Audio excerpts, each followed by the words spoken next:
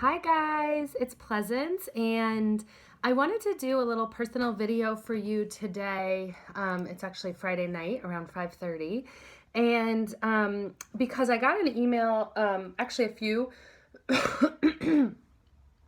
this week from Thrivers about this feeling overwhelmed, not scheduling Thrive time, not moving through the material, and wanting to know when they were going to have access to it. And so I sat down and wrote some notes about some stuff I really wanted you to be aware of in terms of teaching this. So let's talk about it in terms of hierarchy of needs. Okay, you've heard me talk about this, but let's just get really clear.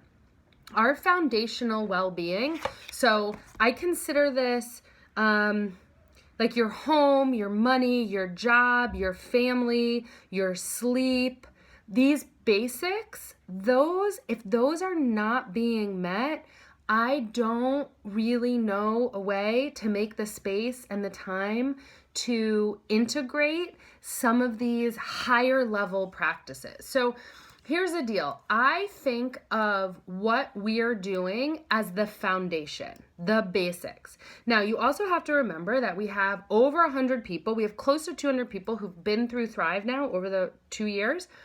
And some of them have repeated, right? So I am putting some information in for them to make sure that they're still thinking about it and expanding. Or some people come to Thrive and say, I've had a meditation practice for 10 years and I'd love some new ideas or some fresh ideas or just an inspiration. So there might be a podcast or an article that they want to read, helps them think about their practice in a different way, okay?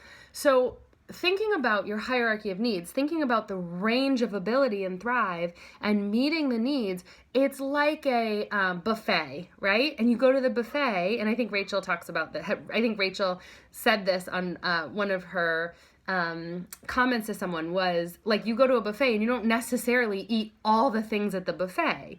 The piece that's tricky for me, because I'm not physically seeing you every day or every week, is being able to coach or scaffold you from what you want to what you need. And what I mean by that is that some of you might go to the buffet and be like, oh, I want all the tiramisu and all the ice cream and all the chocolate cake.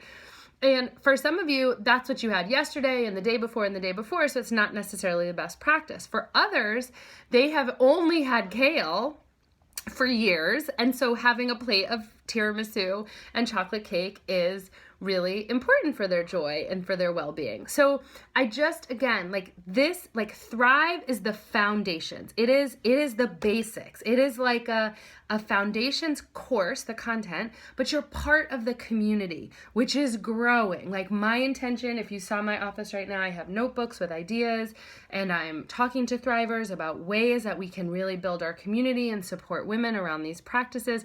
So it's not about, I know I've said this over and over, it's not about being behind, but I want you to think about hierarchy of needs. Those of you who are not sleeping, getting good sleep, those of you who are in a financial crisis, those of you who are in a relationship crisis, or who you have someone in your life that you love and they're really sick, like that is... that takes priority, obviously, and I don't want you using inner critic to beat yourself up for that. I want you to inner mentor yourself and say, the reality of my current situation, the reality of my life is this. And write that out in a journal. Like, sit down and think about that and breathe on that and use your intuition to guide you through this time where your foundation is not stable. It really was not until I committed to that foundation of stability, financially, relationships, my sleep, my rest, that I'm able to, okay, let's get up early. Okay, let's do the journaling. Okay, let's practice law of attraction. That's where Thrive Squared comes in. That's where the expansions or working with me privately, that's where that comes, one-on-one or much smaller group, okay, where you're getting more intensive, where we can really take where you are and build from there, okay? So here's the thing. When I was thinking about where you are, I thought it might be a good idea to give you one thing that could really ignite your energy, your contemplation. So here's what I would say. no matter what time it is that you wake up, can you practice waking up and just asking yourself the one question, what do I need today? How can I nourish myself today? And like just start with that. When you wake up, maybe put it on a sticky right next to your bed or on your bathroom mirror when you get up. What can I do? How can I nourish or take care of myself today? So that's one thing. The end of the day, bookending, what is something I'm grateful for today? What is something that I really, truly in my heart am grateful for? Is it this cozy bed? Is it the phone call at work? Is it that I went to the grocery store, I folded laundry, or that I took a bath, or that I had a nice coffee date? Like one thing that you're really grateful for today, because a lot of you are telling me all the ways that you're not doing enough. And I bet if I looked at your life that I would see that you're doing so much, and that you are such a light in so many people's lives, and you're taking care of so many things. And so a gratitude practice is what really helps us with that, okay? A serious one, like committing to it, something that's relevant in your life, and it can be really small. So starting the morning with how can I nourish myself, ending the day with a gratitude practice, a really simple gratitude practice. For those of you who feel really overwhelmed by planning, when you do that, how can I nourish myself today? Can you really train your brain and skill up yourself so that you could, in your head, know the most important things that you're going to do during that day? So that's just, again, a practice. Like when I'm sitting down in the morning during that morning time, I have a little like sticky, I like these little note cards. And I just write down 3 things, 1, 2, 3. And those are the 3 most important things. Wake up Wednesday, blog on yoga, and pay the camp bill, right? The 3 most important things. Like, it's really simple. This is not a fancy planner. I'm just in the habit of in the morning when I get up, what can I do for myself today? That usually is going to guide my movement practice for the day, and getting in sort of the right like mindset. And then I'm doing like the basics, like what's the bare minimum. I know I've shared with you a lot of my morning journaling questions, and again, more of the expansive stuff. But if you are someone right now who's like, I'm just having trouble finding time and space to breathe, how can I nourish myself? Gratitude practice at the end of the day, and your most important things, just jotting it down to be super simple. And that's how you can start, okay? That's really where you can start.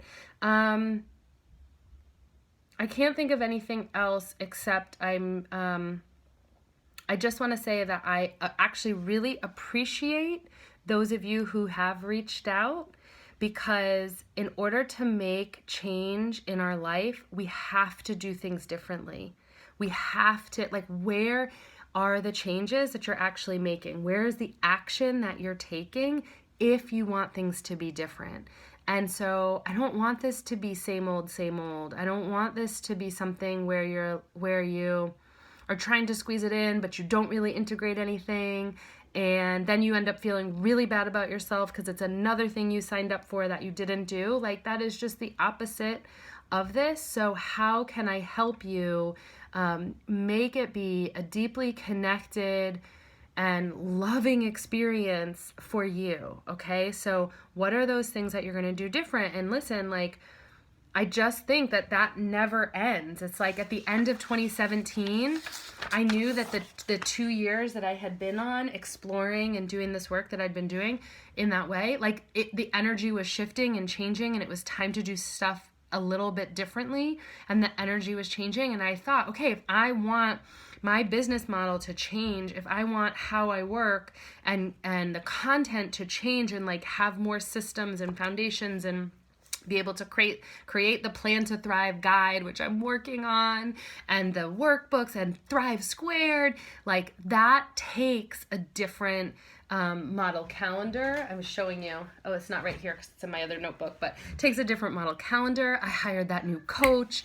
I had to change some actions in my life in order to change that part of my business. So Mila's calling, gotta go, bye.